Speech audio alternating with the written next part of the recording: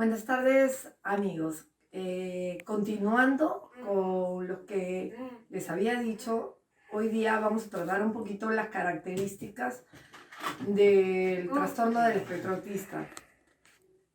Creo que cada madre es capaz de ver en otro niño las características, porque ya las aprendimos, ya los conocemos. Primero tengo que decir que ningún chico, individuo, mayor con autismo, ni ningún pequeño es igual al otro. Todo autista es diferente del otro. Tienen características en común, muchísimas características en común, pero todos son diferentes uno del otro. Eso quiero que lo tengan bien en claro. Así que de repente decir, mi hijo esta parte no. Es que no todos tienen todas las características ni todos son iguales. Entonces, un poco para comentarles, cuando mi hijo la primera vez lo llevé donde una psicóloga, simplemente porque tenía un pequeño retraso en el lenguaje, porque él hablaba, después más bien hace un retroceso y deja de hablar y pierde completamente el lenguaje. Me dijo de frente en la primera cita, observen esto, mírenme bien, pasen ustedes dos, a papá y mamá nos hizo pasar, y miren a su hijo. Nosotros lo miramos, pues pensábamos que simplemente había algo en su lenguaje que estaba mal. Su hijo, obsérvenlo, me dijo. Las diferencias que pueden ver, no las encontrábamos. Pues cogió a mi hijo y lo sentó en una silla.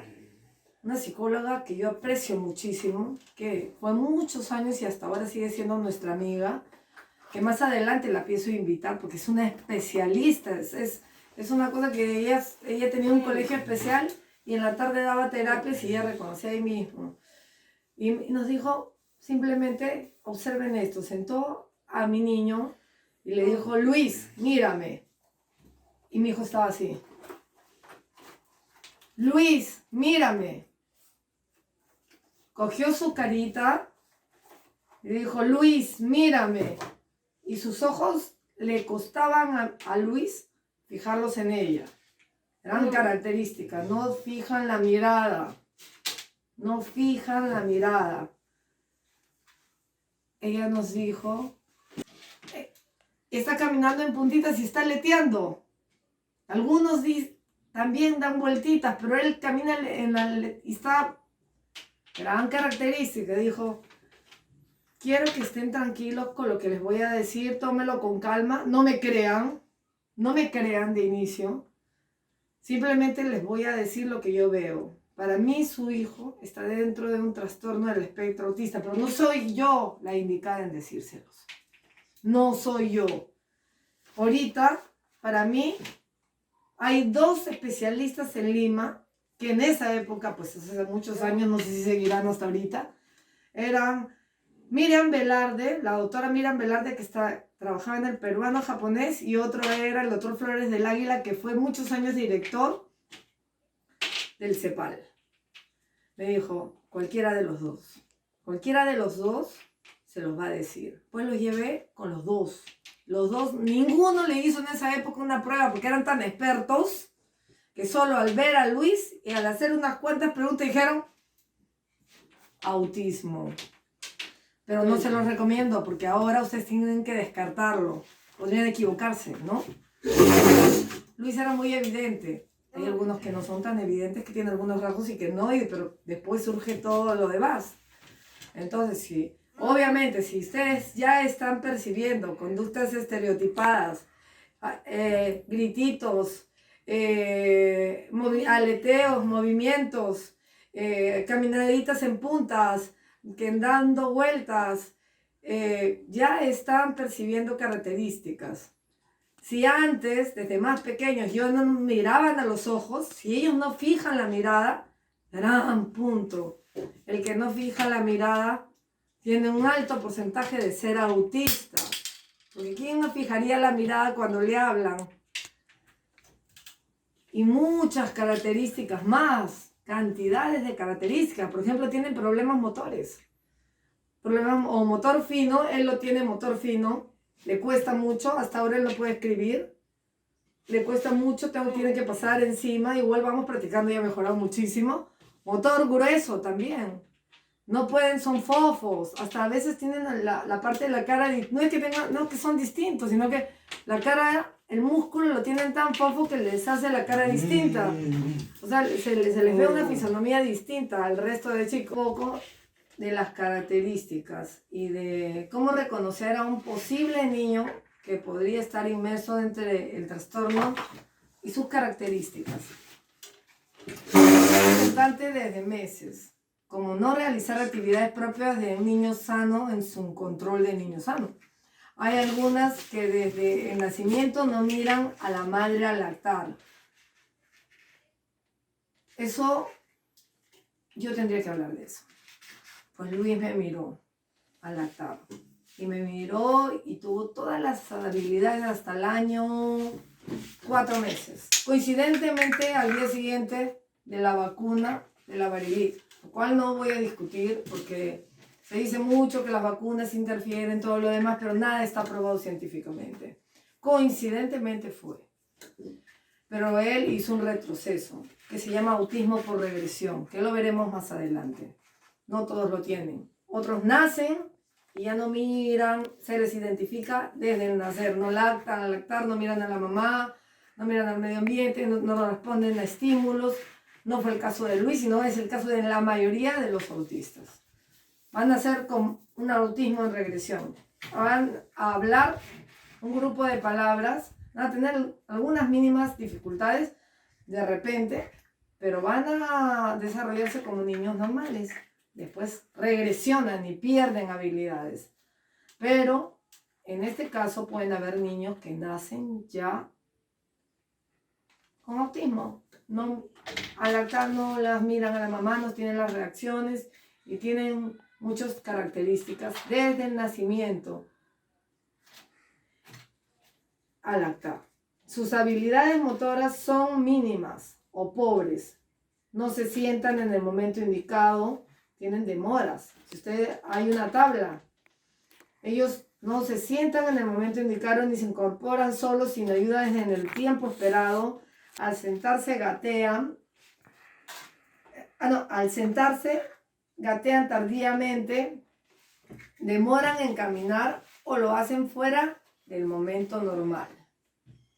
Como les dije, esto no en todo se da igual, no necesariamente se da. Mi hijo bailaba al año, caminaba, se agachaba al año y una semana. El día de su cumpleaños estaba muy atento y era el primero que le encantó todo lo que pasó. Estaba atento a todo, habilidades que después perdió. Entonces, no podemos generalizar este retraso en habilidades en todo. Pero sí muchos tienen tardías, estas habilidades las adquieren tardíamente. Otras características que vamos a ver es como el lenguaje aparece tarde o nunca, lo cual quiere decir autistas que no tienen lenguaje o autistas no verbales, esa es la palabra, que se van a quedar toda su vida sin este lenguaje, pero quienes lo tuvieron, yo se los recomiendo, mamás. No, si dicen una palabra, vamos a suponer como Luis, Barney, Chayanne, todo lo que quería lo decía y no perdió totalmente. Se quedó con algunas palabras de las que él sabía. Si podía hablar una, él podía hablar todas. ¿Qué hice yo? Es más, él podía poco a poco hablar frases, pero de a poco, de 2, de 3, de 4, llegar a oraciones y palabras largas y oraciones compuestas. Entonces, cuando vi que no tenía lenguaje, lo que hice es, no. Si no me dices ese ¿qué es? No te lo doy. Manzana. Libro. No. Hasta que no me lo decía, Y llegaba a decirlo. Llegaba a decirlo. Así fue como yo fui entrenando a Luis a que vuelva a recuperar el lenguaje, a que no lo pierda. No les dejen señalar y no les den el objeto. Oblíguenlos, ellos pueden. Si ellos lo tienen, si lo escucharon hablar. Vamos, el lenguaje aparece tarde o nunca, como les dije, de manera diferente en los niños con autismo moderado, en otros con síndrome de Asperger a los 3 años. El síndrome de Asperger es paralelo, lo veremos a continuación, pero está dentro de un espectro autista y ellos tienen lenguaje, pero aparece tardíamente a los 3 años y aparece muy bien a veces, en otros casos de otra forma distinta, pero eso lo vamos a tratar después. No miran a los ojos, si las llaman al niño, desvía su mirada a otro lado, es decir, alteración ocular. Su juego es diferente, inusual, restringido y solitario. Se aíslan de sus padres y más niños pares, que son niños de su misma edad. Eso es lo más dificultoso para ellos, compartir con niños pares. Se aíslan de niños de su propia edad. Les gusta aislarse y jugar de manera inusual, solo. Juegan con partes de objetos. Vamos a suponer una bicicleta pequeña, le dan a la llanta. O de lo contrario, un carrito le dan las llantitas. Juegan de manera inusual, con partes de los objetos, no con todo el objeto. Por ejemplo, arrancan el gas, papel. Juegan con partes de objeto, como lo dije. Conductas y movimientos estereotipados. Hacen movimientos y ruiditos. Ruidos extraños, aletean, se mecen, caminan en puntitas, giran a su alrededor, mueven su cuerpo, manos en forma distinta. La parte conductual se ve afectada por rabietas, hiperactividad extrema, en casos pasividad anormal, que son menores, porque la mayoría son hiperactivos. Pero hay casos que son muy pasivos, muy tranquilos y extremadamente tranquilos. Pero también existen. Podrían presentar risas y llantos sin motivo. Comienzan a reírse y a llorar sin motivo. Y uno dice, ¿qué es lo que pasa? Tolerar el dolor o aparente insensibilidad a estas. Toleran extremadamente el dolor. Hay una explicación que veremos adelante por qué lo toleran. En este momento solo les voy a decir, lo toleran de una manera increíble, lo que nosotros no podíamos. Apego o fijaciones a objetos y rituales. Tienen fijaciones y apegos a ciertos objetos y ciertos rituales que los repiten. Son rutinarios, se resisten a los cambios en rutinas. Eso ya lo hemos dicho, ahorita estamos teniendo problemas y quiero hablar un poquito de eso. Porque en los niños, al ser rutinarios, ahorita están en casa, se está discutiendo ver que le den autorización para que salgan a dar una vuelta, porque se están alterando, se autolesionan, muchos de ellos se autolesionan y lo están haciendo o lesionan a los demás cuando ellos se desesperan y rompen sus rutinas. Entonces, se está pidiendo, algunas comunidades o asociaciones autistas están pidiendo que por favor se dé un permiso especial de salida para estos niños, aunque sean unos minutos o un corto tiempo, y se están uniendo para poder pedirlo, pero eso depende ya de cada uno, porque sinceramente sí hay otras asociaciones que piensan de que simplemente no debería darse, porque si ninguno de nosotros salimos porque estamos haciendo cuarentena, entonces ellos que son mucho más sensibles no deberían, o sea, no debería salir nadie en realidad en este momento. Según cada uno depende, si su niño ya no puede más, bueno, o sale y hace la rutina, o sinceramente se podría contagiar del virus. Entonces no puedo opinar, ni quiero opinar, que cada uno tome la resolución si se da la salida de estos niños que aún no se ha aprobado, si lo va a hacer, y aunque sea en el mínimo tiempo, el riesgo que podría correr. Es cuestión de cada uno.